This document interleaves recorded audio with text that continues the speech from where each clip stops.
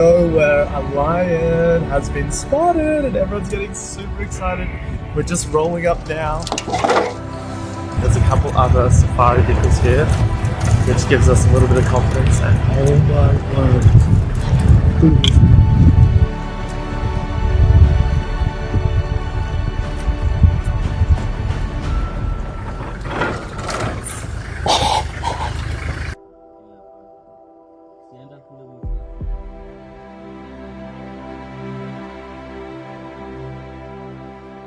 Wow, it's not every day you get to be hanging out with a lion this close.